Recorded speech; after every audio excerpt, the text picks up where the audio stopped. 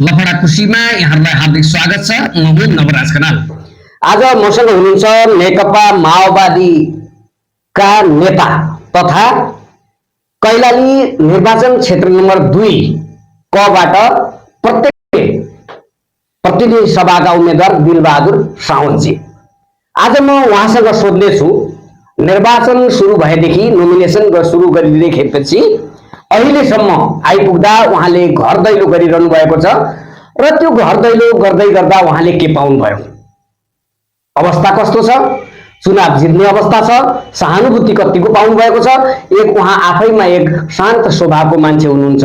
हालाकि माओवादी पार्टीमा आबद्ध भए पनि उहाँले कसैको कहिले पनि केही बिगार्नु भएन, यो मैले होइन भन्ने यो आम नागरिकहरूले भनिरहेका छन्। तर एक हातमा बन्दुक लिएको माओवादी आज प्रेमको प्रतीक गुलाबको चिन्ह लिएर मैदानमा आएको छ। आज यसै विषयमा केन्द्रित रहेर कुराकानी गर्नेछु। सर्वप्रथम म दिलबहादुर साउदजीलाई स्वागत गर्न चाहन्छु। हजुर स्वागत छ। नमस्ते। आरामै हुनुहुन्छ? आराम छु सर। मैले ओपनिङमा भने बन्दुक लिएर आएको पार्टी प्रेमको प्रतीक गुलाबको चिन्ह लिएर जनताको माझ आउनु भएको छ, यसको राज के हो बताइदिनुहोस् त। धन्यवाद छ हाम्रो आदरणीय गुरु पत्रकार नवराज खनाल सर। विशेष गरेर यो प्रश्न जो एउटा हातमा बन्दुक अर्को हातमा चाहिँ गुलाबको फुल होइन, पहिले बन्दुक थियो, अहिले गुलाबको फुल, कति प्रेमको प्रतीकलाई रोजिएछ भन्न खोजेको मैले। धन्यवाद सर। अब यो परिस्थिति जन्ने नफरतको मार्गबाट एउटा प्रेमको परिस्थिति जन्ने अब अवस्थामा हजुर यो नेपाल र एउटा राज्यमा हजुर कुनै पनि देशमा उत्पीडनको विरुद्धमा उत्पीडकहरूको शासकहरूको विरुद्धमा उठाइएको हतियार अथवा त्यो चाहिँ एउटा नियम सङ्गत होइन। अब हेर्दाखेरि अब त्यो यस्ता हेर्दाखेरि अब त्यो यसो हेर्दा विद्रोही शक्ति जस्तो पनि देखिन्छ। तर अर्को कुरा हेर्दाखेरि आम रूपमा उत्पीडित वर्ग समुदायहरूको त्यो चाहिँ हितको पक्षमा थियो र राज्यले दमन गर्दै गर्दा त्यो चाहिँ त्यसको विरुद्धमा प्रतिकारको चाहिँ स्वरूप उठेको हतियार थियो भने हजुर त्यसलाई 2064 सालमा आम चाहिँ 7 राजनीतिक दल र भनौँ न यो चाहिँ माओवादी सङ्घर्षमा गएको माओवादी पार्टीको 12 बुँदे सहमति जसरी भयो हजुर, यसले गर्दाखेरि तपाईँको शान्तिपूर्ण वातावरणमा आइसकेपछि संविधान सभाको निर्वाचन भयो र संविधान सभाको निर्वाचनमा लोकतान्त्रिक गणतन्त्रको स्थापना भयो र लोकतान्त्रिक गणतन्त्रको स्थापना चाहिँ पहिलो संविधान सभामा असफल भयो।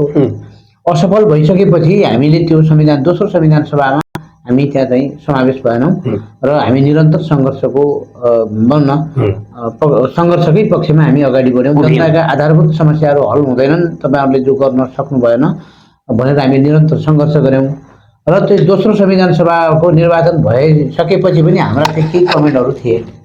जनताले जो पाउनुपर्ने र जो नेपालको शक्तिहरू छ, जो नेपाल राजनीतिक रूपमा हेर्दाखेरि त देश त सबैको साझा हो नि, एकदम साझामा विभिन्न खालका शक्तिहरू त्यहाँ थिए, छन्, अहिले पनि छन्। त्यो शक्तिलाई त आकलन त गर्नु पर्ला नि त होइन। त्यो राजनीतिक रूपमा त्यो शक्तिहरूको आकलन भएन। जस्तै मानौँ माओवादी शक्तिहरूबाट फुटेका केही चाहिँ शक्तिहरू, त्यसपछि अन्य चाहिँ तपाईँको शक्तिहरू, त्यसपछि तपाईँको यो देशमा एकात्मक राज्य प्रणालीको चाहिँ विरुद्धमा गएको जो पूर्व राजाहरूको पनि अहिलेसम्म पनि त्यो शक्ति कायम छ। हामीले बुझ्ने कुरा के हो भने हामी एकपक्षीय रूपमा हेर्ने होइन। हजुर, हामीले भन्दै गयौँ कि विभिन्न खालका शक्तिहरू छन् र अस्तिको भदौ चाहिँ त्यसपछि आइसकेपछि हामीले पछिल्लो चरणमा अब देश सङ्कटमा पर्यो। अब देश सङ्कटमा परिसकेपछि जेएनजी आन्दोलनको भदौ 22 र 23 र 24 गतेको आन्दोलनले अहिलेका सत्ताधारी भन्ने जो काङ्ग्रेस एमालेहरूको त्यो 2/3 सत्तालाई बाहिर फालिसकेपछि उहाँहरूको माग दुईटा मात्रै थिए। दुईटा मात्रै मागभित्र के थियो भन्दाखेरि एउटा चाहिँ भ्रष्टाचार, अधिक भ्रष्टाचार गर्नुभयो, तपाईँहरूले यसलाई न्यूनीकरण गर्नुपर्छ भन्ने थियो। अर्को कुरा तपाईँहरूले लगाएको सामाजिक सञ्जालमाथि लगाएको प्रतिबन्ध गर्नु पर्यो भन्ने मात्रै थियो। त्यो कुरा उहाँहरूले बुझ्न सक्नु भएन। संविधान संशोधनको पनि थियो, संविधान संशोधन सहितको कुरा र निर्वाचन प्रणाली र शासकीय स्वरूप पनि आयो बिस्तारै।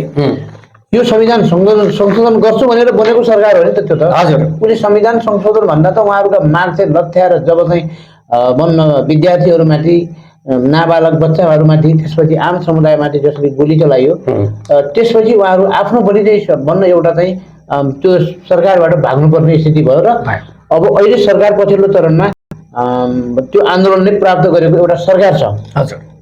हामीले चाहिँ त्यो सरकारलाई पनि कमेन्ट चाहिँ गरेका छौँ किनभने त्यो सरकार पनि कसरी बन्यो भन्ने कुरामा अब त बिस्तारै आउला तर हामीले आइराखेका पनि छ। आइराखेका होइन तर हामीले भन्यौँ सर्वदलीय सर्वपक्षीय आम सरकारवाला मान्छेहरूलाई राखेर त्यस्तो एउटा चाहिँ सर्वमान्य खालको एउटा सरकार बनाउनु पर्छ र अन्तिम सरकारले संविधान संशोधन गर्ने या संविधानको पुनर्लेखन गर्ने या छुटेका बुदाहरूलाई थपगट गरेर यो आम नेपाललाई साझा चाहिँ एउटा फुलबारी अथवा साझा घर बनाएर सबैलाई अट्ने खालको एउटा चाहिँ संविधान बनाऊ र सबै मान्छे मिलेर यो देशको समृद्धि गरौँ भनेर हामीले यो पछिल्लो चरणमा गुलाबको फुल अब यो व्यवस्थामा प्रति हाम्रो कमेन्ट नै छ। यो संसदीय व्यवस्था त कमेन्ट नै छ हामी किनभने हाम्रो एउटा कार्य चाहिँ नीति मात्रै हो यो कार्यनीति हो चाहिँ रणनीति त यो हाम्रो हुँदैन हेर्नुहोस् कार्यनीतिमा हामी त्यो यो व्यवस्थामा त्यहाँ नआएर चाहिँ हाम्रो कुरा पनि सुन्दैनन् त्यही कारण हामीले हाम्रा मुद्दाहरू सुनाउनको लागि यो व्यवस्थामा हामीले चुनावसम्मका लागि हामी त्यहाँ उपस्थित भएका छौँ। हाम्रो मुद्दा के छ भन्दाखेरि नेपालका बहुसङ्ख्यक मान्छेहरूको जो चाहिँ तपाईँको शक्तिहरू छन् ती शक्तिहरू जुन रूपमा भए पनि उहाँहरूलाई साथमा लिनुपर्छ भन्ने हाम्रो बुझाइ छ। एउटा राष्ट्रवादी शक्ति एउटा देशभक्त शक्ति होइन र एउटा क्रान्तिकारी शक्ति परिवर्तनकारी शक्ति यी मान्छेहरू जबसम्म यो मिल्दैनन् यो साझा घर हाम्रो एक ठाउँमा ल्याउन सक्दैनौँ र हाम्रा मुद्दाहरू ल्याउन सक्दैनौँ यो देश सम्पन्न हुन सक्दैन। फेरि हामीले के देखिरहेका छौँ भन्दाखेरि यो गुलाबको फुल त एउटा निर्वाचन प्रक्रियाको यसरी हेर्दाखेरि भनौँ न त हजुरले भने जस्तै होला तर अर्को कुरा हेर्दाखेरि यो एउटा हाम्रो पहिचान र निर्वाचनको एउटा चाहिँ चिन्ह हो होइन। त्यस कारण हामीले के भनेका छौँ भन्दाखेरि सरले भने जस्तै यो साझा फुलबारी हामी सबैले मिलेर बनाऊँ। हाम्रो पार्टीले मात्रै हामीले जो हाम्रो पार्टी माओवादी छ होइन हामीले त कस्तो बनाइदिएको छ भन्दाखेरि अहिले यो पार्टी पनि नेपाल कम्युनिस्ट पार्टी माओवादी केन्द्रले आफ्ना मुद्दाहरू छोड्दै अहिले एमालेको मुद्दा चाहिँ समातेर मार्क्सवाद लेनिनवाद मात्रै समातेर उहाँ जानुभयो। तर माओवादी चाहिँ कतातिर छोडिदिनु हो भने उहाँले त्यो रक्षणमा फाल्नु हो नि त्यो रक्षणमा फालेको माओवादीले हामीले चाहिँ शिरोधार्य गरेर हामीले चाहिँ निर्वाचन आयोगले पनि हामीलाई त्यो पार्टीको नाम दियो। हामीले अहिले चाहिँ उनीहरूले गरेका गल्ती कर्तव्यहरू पनि हामीले जनताको बिचमा क्षमा मागिराखेका छौँ। हामीले कुनै पनि गल्ती गरेका छैनौँ तर सत्तामा गएर उहाँले जो रजाइ गर्नुभयो जो भ्रष्टाचार गर्नुभयो कमिसन खानुभयो तस्करी गर्नुभयो जे गर्नुभयो उहाँले उसको परिणाम त अहिले देखिराखेको छ नि।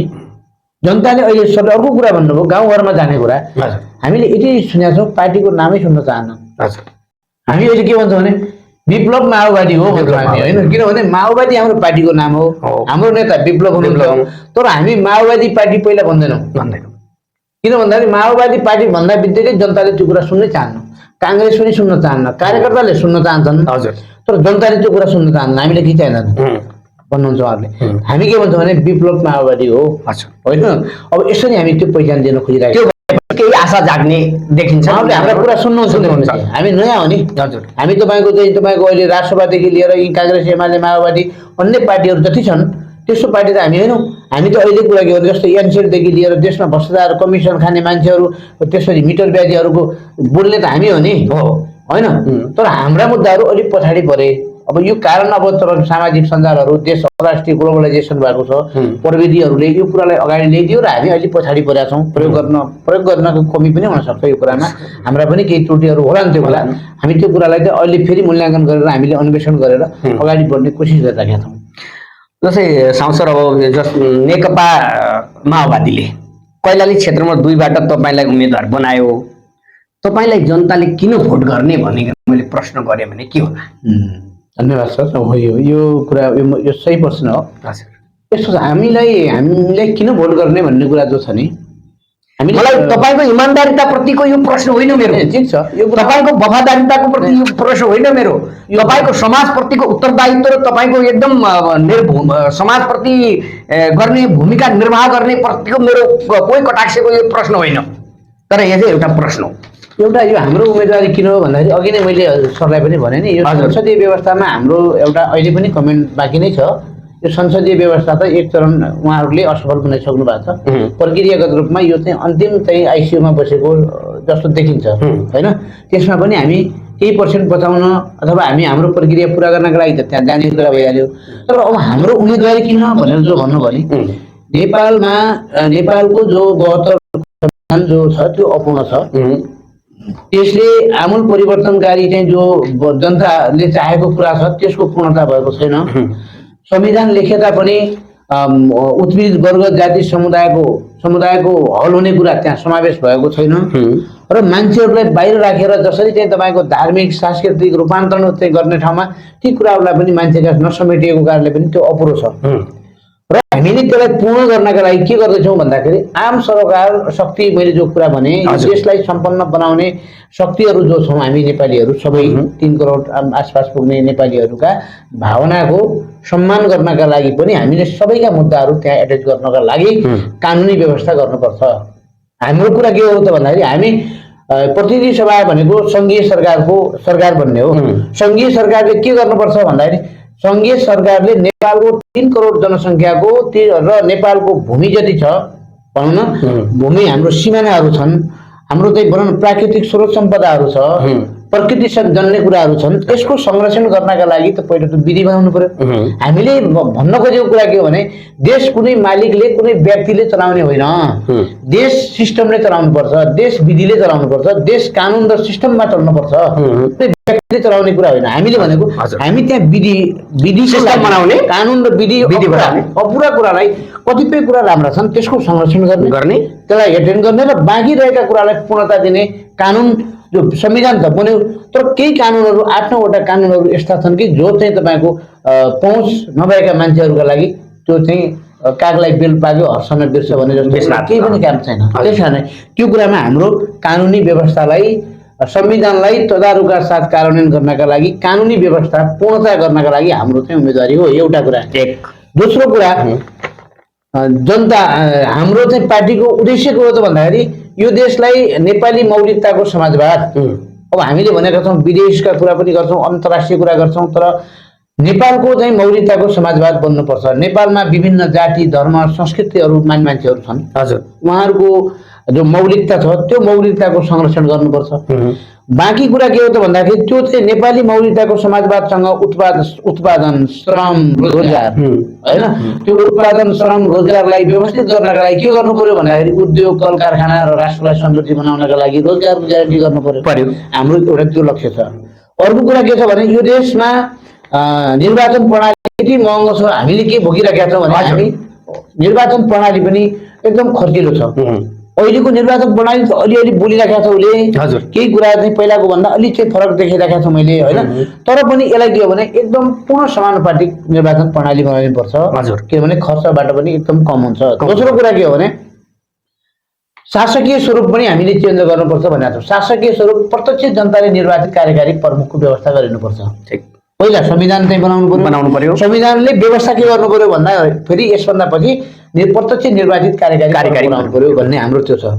र अर्को कुरा के छ भन्दाखेरि सर, नेता आत्मनिर्भर बन्नु पर्यो, नेता मालिक बन्ने होइन कि आत्मनिर्भर बन्नु पर्यो, उत्पादनमा लाग्नु पर्यो, जस्तै यहाँहरू लाग्नु भएको छ। जस्तै हामीले के भन्दा नेता आत्मनिर्भर हुनु पर्यो, नेताले मागेर खाने होइन, कार्यकर्ता र जनतासँग कमिसन मागेर चाहिँ नेता पाल्ने होइन के, नेता आत्मनिर्भर बन्नु पर्यो।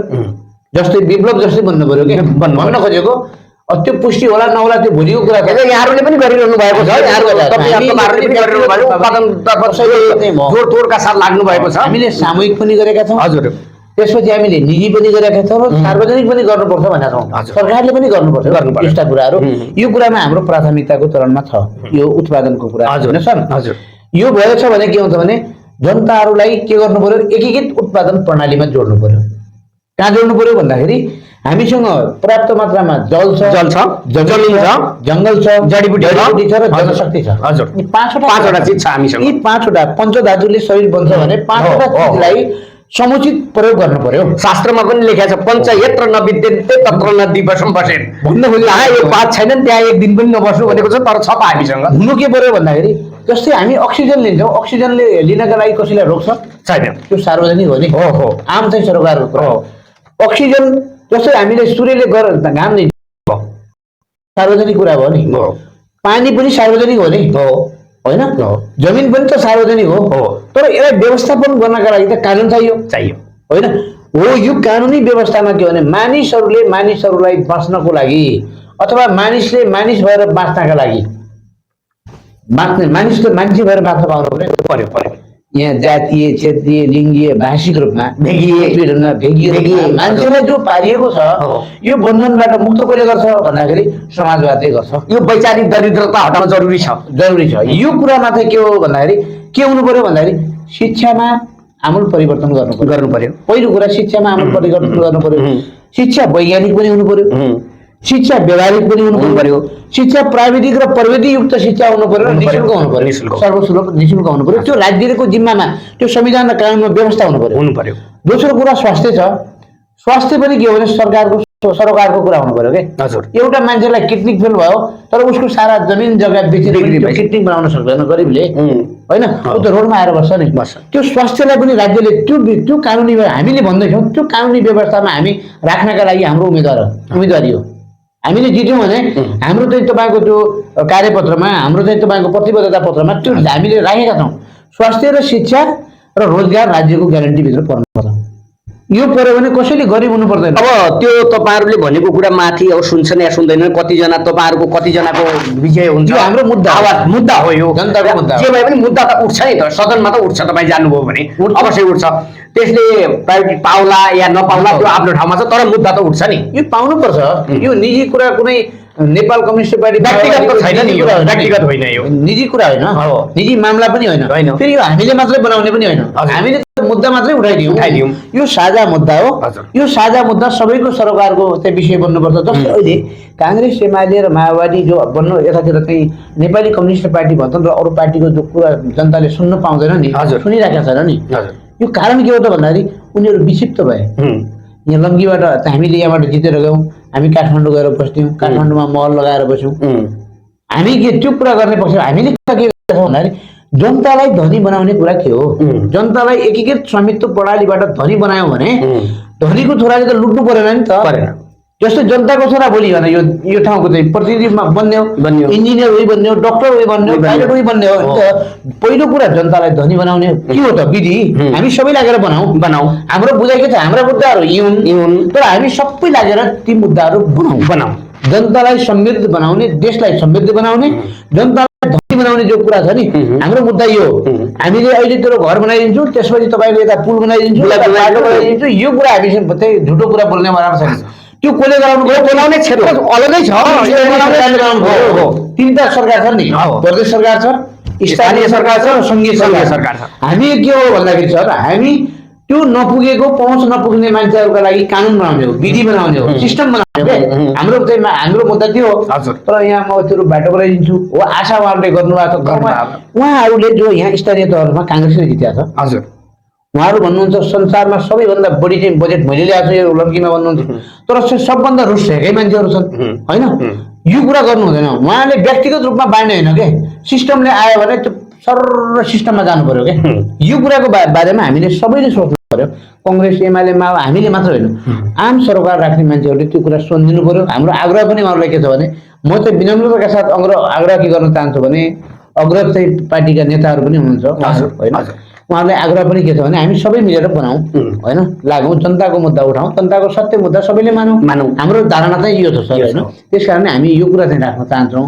बाँकी पुलेसा त त्यो त सिस्टमले बन्ने हो पैसा आउँछ बजेट आउँछ बनाउने कुरा हो साथसाथ मैले एउटा प्रश्न राखौँ जस्तै अब यो घर दैलो कार्यक्रम गरिरहनु भएको छ विगतका चुनाव पनि हामीले हेऱ्यौँ तपाईँले हेर्नुभयो चुनावमा भाग नलिए पनि होइन तर चाहिँ यो पटकको चुनावमा केही जनचासो घटेको हो पार्टीहरूप्रति अलिक विश्वास घटेको जस्तो छ कि के छ यसो हेर्दाखेरि त्यति जनता खुसी भएको जस्तो देखिँदैन भन्ने भन्छन् तपाईँलाई कस्तो लागिरहेछ हो त्यो कुरा चाहिँ कार्यकर्ताहरू चाहिँ अब यस्तो हेर्दाखेरि एक्टिभ देखिन्छन् कार्यकर्ताहरू हजुर जनताहरू निराशा निराशापट्टि छन् म त फेरि यो मिडिया मार्फत पनि हजुर मार्फत यो मिडिया मार्फत म के आग्रह गर्न चाहन्छु भने हामी तपाईँको के अरे हतारमा जो निर्णय गर्छौँ नि हजुर तपाईँको फुर्सदमा पछुताउनु पर्छ हजुर त्यस कारणले हतारमा निर्णय गर्दा फुर्सदमा पछुताउनु पर्छ।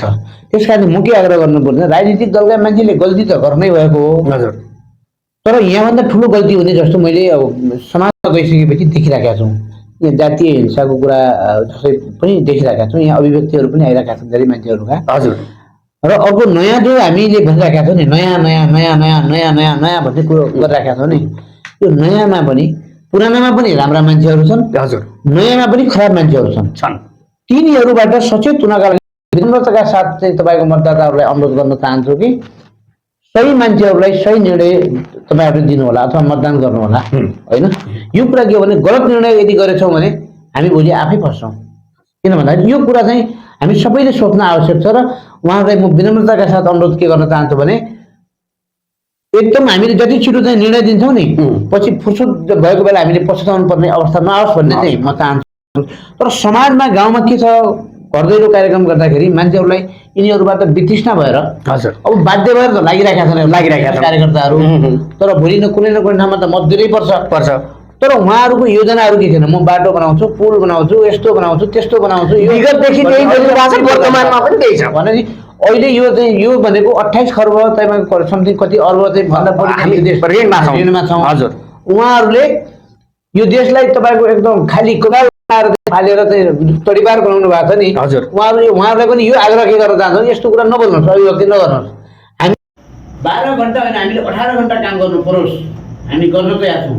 तर हामी आत्मनिर्भर अर्थतन्त्रको बारेमा सोचिरहेका छौँ। हामीले आत्मनिर्भर अर्थतन्त्रको बारेमा बोल्छौँ र समाजमा वितृष्णा नै छ। मैले देखिरहेको कुरा समाजको चाहिँ एउटा उहाँहरू समाज भनेको विज्ञान हो। त्यो समाजको जो मैले जो एउटा भनौँ न उहाँहरूको जो बुझाइ, उहाँहरूको बुझाइ, उहाँहरूको चाहिँ सुझावहरू के देखिरहेका छ भने समाजमा अर्को खाले चाहिँ तपाईँको द्वन्द्व निस्किन्छ कि भन्ने मलाई चाहिँ अलिकता भनौँ न भित्र देखिलागिरहेका छ। यहाँ कस्तो छ भन्दाखेरि चौधरी समुदायमा जाँदाखेरि अब त्यस्तो चाहिँ कुरा सुनिन्छ कि मतलब उहाँहरूको आफ्नै कुरा पीडा पनि होला, त्यो कुरा उहाँहरूसँग थाहा छ त्यो कुरा होइन। तर त्यो अर्को समुदायले के भन्छ भने हामी यो जातीय भन्छ, अर्कोले त्यो भन्छ, अर्कोले चाहिँ पाहाडी भन्छ, अर्कोले चाहिँ तपाईँको यो अर्को भन्छ होइन। यस्तो कुराको कारणले गर्दाखेरि भोलि द्वन्द्व चाहिँ निम्तिन्छ कि भन्ने मलाई लाग्यो। तर नहोस् त्यस्तो कुरा, त्यस्तो दुर्घटना नहोस्। तर त्यो कुराबाट हामी सबै सचेत हुन आवश्यक देखिन्छ। तर यो कुरा एउटा परिणाम चाहिँ आउला जस्तो मलाई लागिरहेको छ। यो जहाँसम्म नहोस्, जस्तै अहिले के इरानको चाहिँ खिमानी जुन साम्राज्यवाद चाहिँ हालेर त्यहाँको चाहिँ आफ्नै स्वतन्त्र राष्ट्रमाथि पनि उनले गएर चाहिँ आक्रमण गरेर जो अमेरिकाले जो हाल्यो खानै जो यस्तो दुःखद चाहिँ घटना भइरहेको छ नि, यो यहाँ नहोला भन्न पनि सकिँदैन। त्यस कारणले यो एमसिबी र कुरा छ नि, यो चाहिँ हाम्रो नजिक आइरहेको छ। यसपछि साम्राज्यवाद भनेको त भोलि त्यस्तै नियति हामीले पनि भोग्नु पर्ने छ। यो त चाहिँ आइरहेको छ नजिक। त्यस कारण हामीले के भनेको छ भने नेपालको देशभक्त र राष्ट्रवादी शक्तिहरूसँग हामी हातेमालो गर्न तयार छौँ। यो म मिडिया मार्फत नै भन्न चाहन्छु कि नेपालमा यदि कोही राष्ट्रवादी छ, देशभक्त छ भने केही मान्छेहरू छन्, अहिले चाहिँ भन्न मिलेन होइन, खुवाउँला राष्ट्रवादी मान्छेहरू पनि छन्, उहाँहरूले बोल्न सकिरहनु भएको छैन। देशभक्तवादी मान्छेहरू पनि छन्, तर हामी उहाँहरूसँग सहकार्य गर्न तयार छौँ राष्ट्रका लागि, व्यक्तिगत कुनै चाहिँ इगो नराखेर। त्यसो भने राष्ट्रको पक्षमा त राज संस्था पनि छ, देखिन्छ नि त्यो कुरा त देखिन्छ नि। साँचो कुरा त बोल्नु पर्यो नि। यदि उहाँले आह्वान गर्नुभयो भने त्यसमा जान सकिन्छ। देशलाई बचाउनको लागि चुनाव त 5 वर्षपछि अर्को पनि गरौँला। ठिक छ, चुनाव 5 वर्षपछि गरौँला, 10 वर्षपछि अर्को चुनाव आउला होइन। राष्ट्रियताको सवालमा हामी एक हात चाहिँ अगाडि बढाउन सक्छौँ। हामीसँग त्यो आँट छ। उसैले राजावादी भनोस् केही फरक पर्दैन। हामीले राष्ट्र बचाउनका लागि हामी एक हात चाहिँ तपाईँको हात चाहिँ बढाउन तयार छौँ। देशभक्त राष्ट्रवादी युवा शक्तिलाई पनि हामी अनुरोध गर्न चाहन्छौँ। जथाभावी बोल्न पनि हुँदैन होइन। हजुर, यो देशलाई परिवर्तन गर्ने युवा पनि हो। हामी उहाँहरूसँग पनि हातेमालो गर्न चाहन्छौँ, तर देशलाई बचाउनु पर्यो पहिलो कुरा। देश रहेन भने हाम्रो के हो? अब नेकपा माओवादीको एजेन्डा चाहिँ के हो सर बताउनुहोस् त। तपाईँको भन्नु मैले एउटा कुरा चाहिँ एजेन्डा हामीले भनिसक्यौँ, अघि नै पनि भने पहिलो कुरा यो देशलाई केही छुटेका छन् भने मैले भन्नु खोजेँ, केही छुटेका छन्। यो कुरा चाहिँ पहिलो कुरा देशलाई परिवर्तन गर्ने कुरा नै हो, आमूल परिवर्तन गर्ने। त्यो आर्थिक स्वतन्त्रताको कुरा छ, भनौँ अर्थतन्त्रको बारेमा उत्पादनको कुरा छ, श्रमको कुरा छ, रोजगारको कुरा छ। त्यसपछि तपाईँको कानुनमा भनौँ यो संविधानको कुरामा राजनीतिक रूपमा यो जो चाहिँ हामीले भनिरहेका छौँ नि कार्यकारी प्रमुखको कुरा अथवा निर्वाचन प्रणालीको कुरा यो पनि हामीसँग छ, हामी प्रष्ट छौँ। त्यसपछि उत्पादनको कुरामा हामी एकीकृत उत्पादन प्रणालीको बारेमा लागिरहनु भएको छ। विगत झन्डै मलाई लाग्छ 5-7 वर्ष भइसक्यो हाम्रो 46 जिल्लामा छ लाग्नु हामी सबै मान्छेलाई अनुरोध गर्न चाहन्छु, आग्रह गर्न चाहन्छु कि हाम्रो एजेन्डा भनेको कुनै निजी एजेन्डा छैन। तपाईँहरू हामीलाई जे पनि सोध्नु तपाईँहरू के हामी त्यो कुरामा छैन, तर हाम्रो निरन्तर के भने यो राष्ट्रको समृद्धि भएको देख्न चाहन्छौँ र यो राष्ट्रको एकचोटि हामी नेतृत्व पनि गर्न चाहन्छौँ। यो राष्ट्रको हामी एकचोटि नेतृत्व पनि गर्न चाहन्छौँ। तर तपाईँहरूले हामीलाई विश्वास गर्नुभयो भने 10 वर्षमा यो देश समृद्ध भएको पनि हामी समृद्ध बनाउन सक्छौँ। तर हामीले मात्र हेर्नु सबैको मिली होइन, यो चाहिँ हामी सबैसँग आग्रह गर्न चाहन्छौँ। अब तपाईँको यो प्रतिस्पर्धाकोसँग छ भनेर भनौँ, अगाडि ठुला पार्टीहरू पनि छँदैछन् होइन। अब नैतिकताको आधारमा र एउटा एज अ राष्ट्रवादीको र राष्ट्रप्रेमको जो लहर तपाईँका भित्रबाट आएको छ त्यसको आधारमा मैले भन्नुपर्दा तपाईँको प्रतिस्पर्धा हुने कसो? हामीले उहाँहरूलाई राजनीतिक रूपमा त हामीले जितिसक्यो। राजनीतिक रूपमा उहाँहरूलाई जितिसक्नुभयो यो कुरै छैन, किनभने राजनीतिक रूपमा हामीले उहाँहरूलाई जितिसक्यौँ। हाम्रा एजेन्डाहरू जो हामी जनताको बिचमा हामीले हात जोडेर हाम्रा एजेन्डाहरू भन्यौँ राख्न पायौँ र हामीले अनुरोध गऱ्यौँ, हामीले जितिसक्यौँ 1 नम्बरमा राजनीतिक रूपमा। ठिक। दोस्रो कुरा के हो भने उहाँहरूले हिजो काङ्ग्रेसले माओवादीलाई रुखमा हाल्न पठायो, एमाले सूर्यमन हर्सिया गर्न हाल्न पठायो। उहाँहरू पार्टी आफ्ना सैद्धान्तिक विचार दृष्टिकोण चाहिँ तपाईँ छिन्न भिन्न हुनुभयो भएर पनि उहाँहरू गठबन्धन भएर एक अर्काको लड्नुहुन्थ्यो। आज जब हामी यो निर्वाचन प्रणालीमा आयौँ, हामी भनौँ यो पद्धतिमा आयौँ, एकचोटि हामी यहाँ सहभागी भयौँ, उहाँहरू अहिले एक-एकलै चाहिँ चुनाव लडिरहनु भएको छ। हार त 15 जना चाहिँ चुनाव लडेका छौँ र 14 हार्ने हो, 1 जना जित्ने हो। अब प्रतिस्पर्धा उहाँहरूसँग गर्ने कुरा हामीले एक चुनाव जितिसक्यौँ, यो कुरामा क्लियर छ। अब मतगणनामा भन्न यहाँ त अल्पमतले जित्ने हो नि, यो त अल्पमतले जित्ने प्रणाली हो। त्यही कारण हामीले यो प्रणालीको त विरुद्ध गरेकै छौँ। 51%ले मत जो 51% ल्याउँछ नि त्यसले जित्नुपर्छ भन्ने हाम्रो बुझाइ हो। तर यो के हो भने 60% मत बाहिर हुन्छ, 40% मत जित्ने जो प्रणाली छ नि प्रणाली हो। योलाई त चित्रहरू कुरा होइन, त्यहाँ चाहिँ उपस्थिति गराउने कुरा हो। त्यो कुरा चाहिँ ठुलै पार्टीले जित्ला, यसमा हाम्रो केही बनाएको छैन। किनभने जनताको मुद्दामा हामी अगाडि छौँ, हामीले जितिसक्यौँ जनताको मुद्दा। उहाँहरू अहिले एक-एकजना चाहिँ एक-एक पार्टी व्यक्ति पार्टीहरू जो चुनावमा लडिरहनु भएको छ नि, उहाँहरू त हामीले गल्ती गरिरहेको छौँ भन्ने त महसुस गर्नुभयो नि। आज उहाँहरू फेरि पनि के गरिरहनु भएको छ, अर्कोलाई बोलाइरहनु भएको छ, अर्कोलाई जोडिरहनु भएको छ, अरूलाई फेरि आग्रह गरिरहनु भएको छ। हामी त्यो गर्दैनौँ। हाम्रो एजेन्डा हो, आज नभए भोलि पास हुन्छ, भोलि नभए जनताको एजेन्डा हो, पर्सि पास हुन्छ। हामी 20 वर्ष भए पनि 40 वर्ष भए पनि जनताको पक्षमा लड्ने हो होइन, निरन्तर लड्ने हो, सङ्घर्ष गर्ने हो, जनतासँग आह्वान गर्ने हो, अनुरोध गर्ने हो र हामीले भोलि के हो भने यो देशलाई आमूल परिवर्तन गर्ने नै हो। त्यस कारण यो देशको हामी एकपटक चाहिँ शासन सत्ताको सञ्चालकको रूपमा जाने हो र हामी सेवक आज नभए भोलि हामी सेवककै रूपमा हो। फेरि तपाईँ हामीलाई साथ दिनुहोस्, हामी सेवा गर्नेछौँ भन्ने हाम्रो प्रतिबद्धतामै छ। आम नागरिक के भन्न थाल्यो भने हामी पनि जान्छौँ होइन, हामी पनि जनताको घर हजुरहरू घर दैलोमा हुनुहुन्छ, हामीहरू पनि तपाईँहरूले यता आइसक्नुभयो भने त्यसको पछि जान्छौँ र सोध्छौँ कि यो पटकको मतदान कस्तो हुन्छ, कसलाई गर्नुहुन्छ, के गर्नुहुन्छ भन्छौँ। उहाँहरूले के भन्नुहुन्छ भने पुरानो भाषा छैन, नयाँको भरोसा छैन। यो सही कुरा हो, यो सही कुरा हो। अब उहाँहरूले हामीले के मैले अघि नै पनि भने नि, माओवादी भने सुन्न चाहनुहुन्न, तर विप्लव माओवादी भने सुन्न चाहनुहुन्छ नयाँलाई। तर हामीले बुझाउन सकिरहेका छैनौँ त्यो कुरा। हामीले चुनाव लड्ने भनेको त प्रक्रियामा त 84 मा थियो नि त। यो आयो कसरी भन्दाखेरि तपाईँको उहाँहरूकै कारणले आयो, 82 मा आयो। हामीले हाम्रो कुरा त भन्नै पाएनौँ नि त। तर अहिले उहाँहरूलाई बुझाइरहेका छौँ।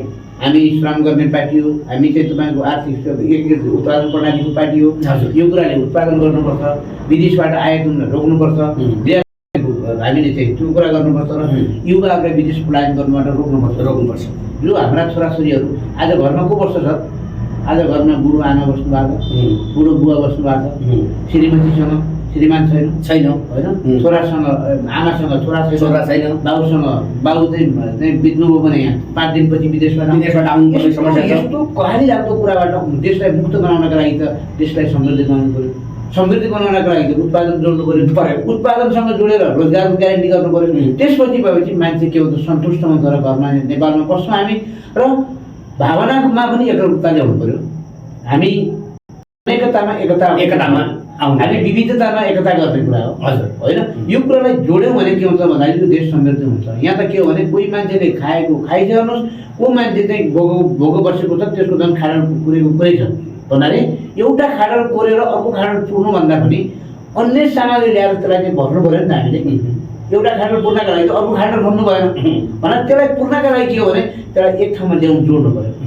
जोड्यो भने के हुन्छ भन्दाखेरि भावनात्मक पनि जोड्नु पऱ्यो, कानुनी रूपमा पनि जोड्नु पऱ्यो, व्यावहारिक रूपमा पनि जोड्नु पऱ्यो, सन्तुलन सबै मिलाउनु। यो सन्तुलन मिल्यो भने त कोही चाहिँ तपाईँको भोगो बस्नु पनि पर्दैन, कसैले लड्नु पनि पर्दैन। हामी कार्यक्रमको अन्तिममा छौँ। अब तपाईँलाई यो क्षेत्रका जनताले जिताउने किन भन्ने प्रश्न मैले राखौँ कि भन्ने। जिताउने त यस्तो छ, अब जिताउने अब यहाँ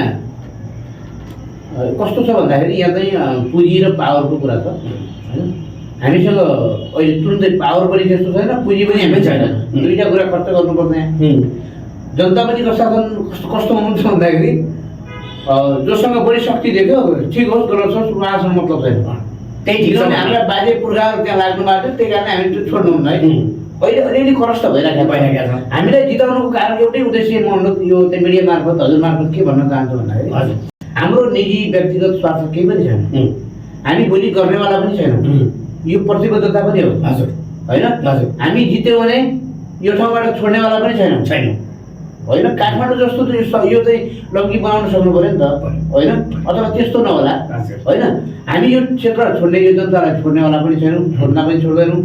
हाम्रा मुद्दाहरूको निरन्तर हामी अगाडि बढाउनेछौँ र जनतालाई समृद्धि बनाउने कुरा र सुखी बनाउने कुरामा हामी अग्रसर गर्छौँ। र एमाले भने जस्तै सुखी नेपाली समृद्ध नेपाल भने जस्तो यो काम नभएर सुखी नेपाली समृद्ध नेपाल हुन्छ त विश्वास छैन। त्यस कारणले हामी के भने सुखी समृद्ध नेपाल सुखी नेपाली गर्नको लागि नेपालमा साना मझौला र ठुला उद्योगहरू सञ्चालन गर्नु पर्यो, कृषिलाई आत्मनिर्भर बनाउनु पर्यो र उत्पादनलाई बढावा दिनु पर्यो। त्यस कारण हामीलाई जिताउनुहोस् भनेर हामी आग्रह गर्न चाहन्छौँ। अन्तिममा केही भन्नुहुन्छ? अझै पनि केही छुट्या अन्तिममा चाहिँ हजुर मार्फत अथवा मिडिया मार्फत होइन, आम चाहिँ पछि आउँदै गरेको 21 गतेको निर्वाचनको प्रतिनिधि सभाको निर्वाचनमा मेरो उम्मेदवारी छ। नेपाल कम्युनिस्ट पार्टी विप्लव माओवादीको तर्फबाट म क्षेत्र नम्बर 2 मा उम्मेदवारी दिएको छु र म हजुरहरूलाई यो मिडिया मार्फत के अनुरोध गर्न चाहन्छु भने स्वदेशमा बस्नुहुने या विदेशमा बस्नुहुने आम दाजुभाइ दिदीबहिनीहरू र स्वदेशमा बस्ने विदेशमा बस्ने दाजुभाइ दिदीबहिनीहरू र स्वदेशमा बस्ने आमाबुवा दाजुभाइ दिदीबहिनीहरूलाई विनम्रताका साथ अनुरोध गर्न के चाहन्छु भने तपाईँहरूले पुराना र नयाँको बिचमा तपाईँहरूले सही निर्णय दिनुहुनेछ।